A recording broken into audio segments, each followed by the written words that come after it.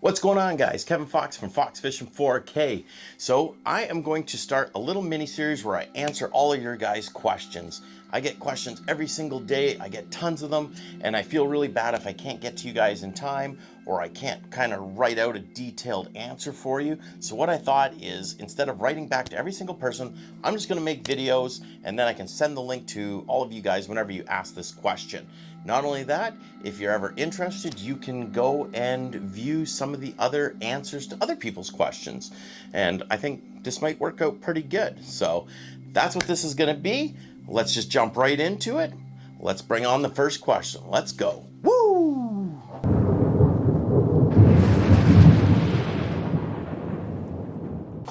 All right, so the number one question I get asked all the time is, how can they be a better fisherman?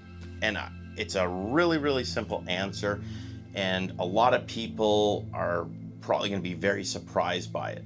It's not having magic pins, it's not having a magic bait, it's documentation. Now, bear with me, don't run off and say, that's stupid, documentation, what are you talking about? Here's the thing. If you have the perfect lure, but you go and fish it at the wrong depth or the wrong time, it's not going to work. If you have the right lure and you're at the wrong spot or wrong location at the wrong time of year, it's not going to work. You could go to one fishing spot and hammer fish one week, the next week they've moved somewhere else.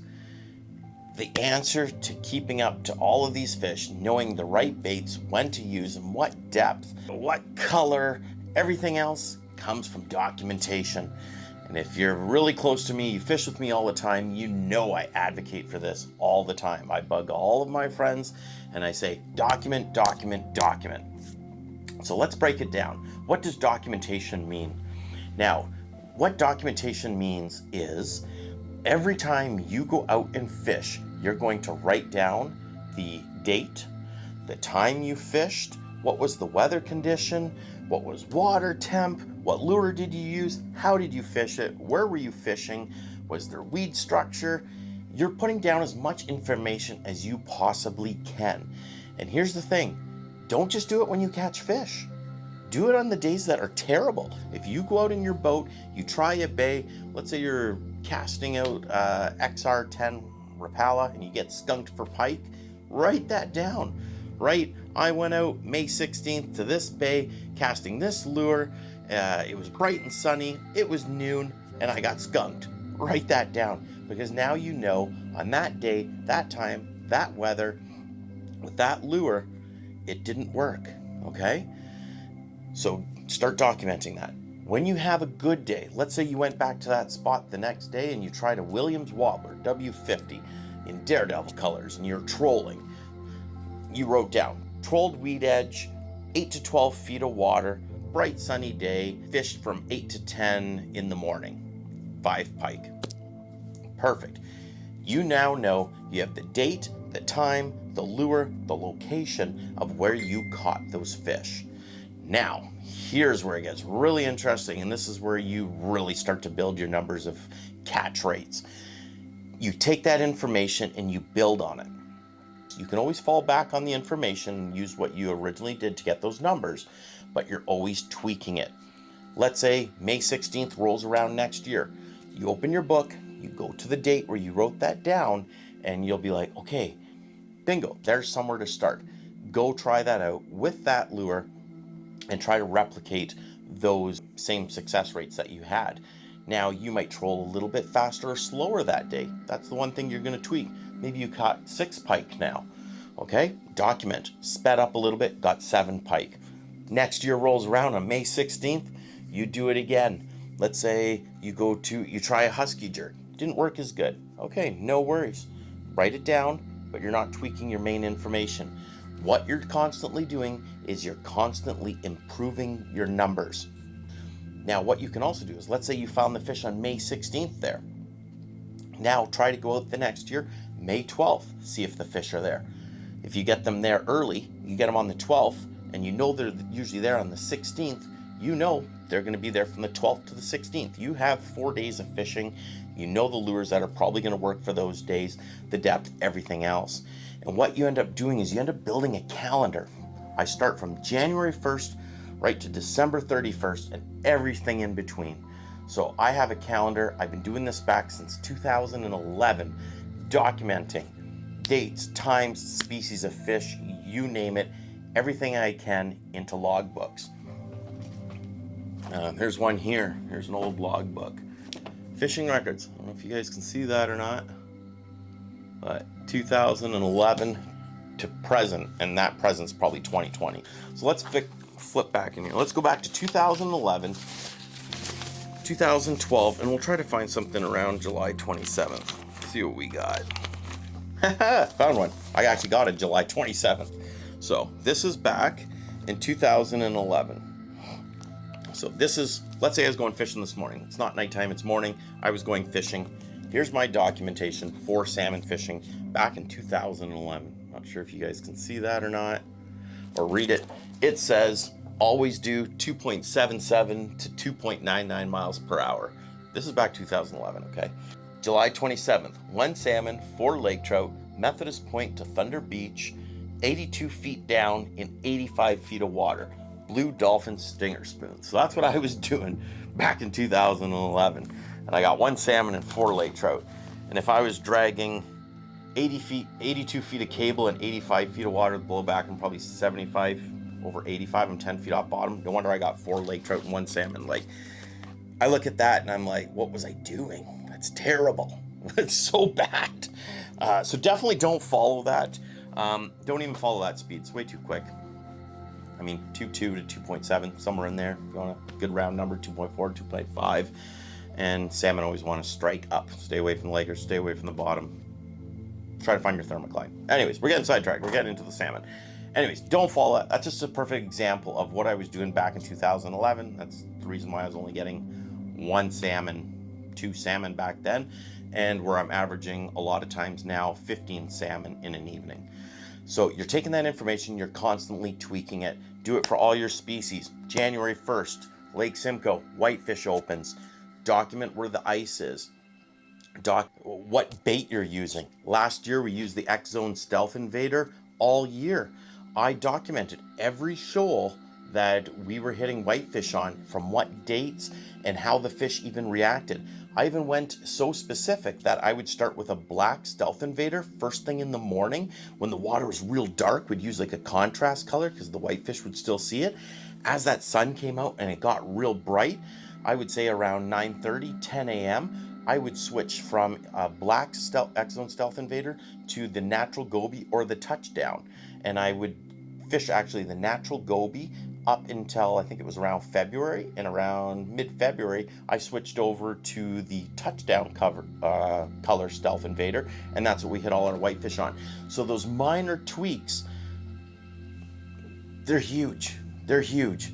The bad days you go out, you get skunked, you document that. This way you're not continuing to do the same issues. A lot of people say time on the water is the best thing. It's not. If I go and spend every single day, all day, fishing the same bay, doing the same dang mistakes, I'm gonna get the same dang results. So it's not how much time you spend on the water, it's how much time you spend on the water that you are gathering information. And the only way you're gonna retain all this information is documenting it.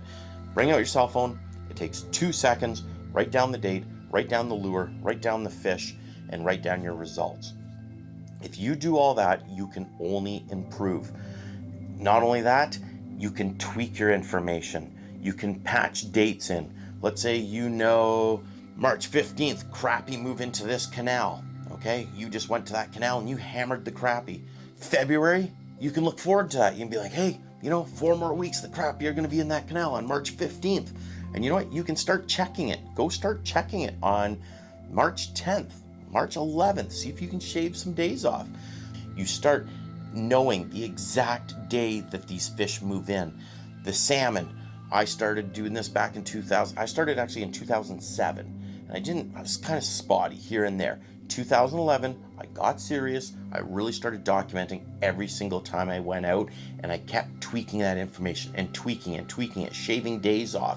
And you'll just keep getting better and better and more numbers. This is where it goes away from just trying to get a buddy's pin or trying to get people's pin. Where are you catching the fish? what's the best bait, and what's the best location. Sure, I could give you a spoon, the depth, the pin, go right here.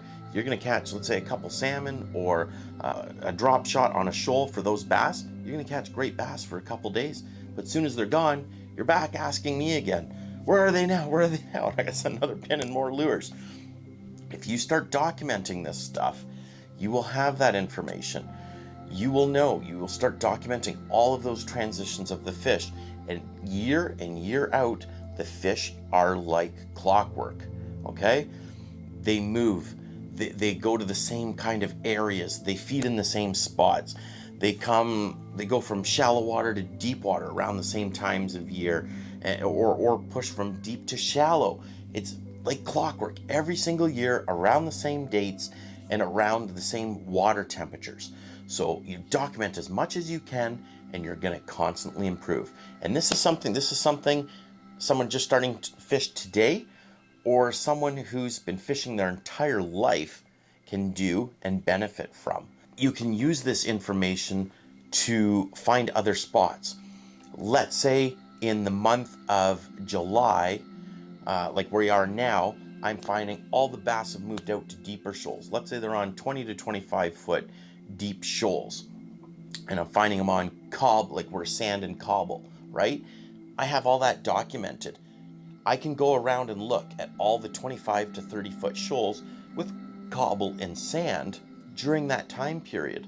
Now I found multiple spots where there's fish, okay? Let's say in the fall, they move shallow and they're in 5 feet of water on weeds, on a drop, and I'm catching them on a white spinnerbait. I have that documented. I can go to other points where I know there's weeds and drop-offs and cast spinnerbaits and try to document all the areas where I catch fish.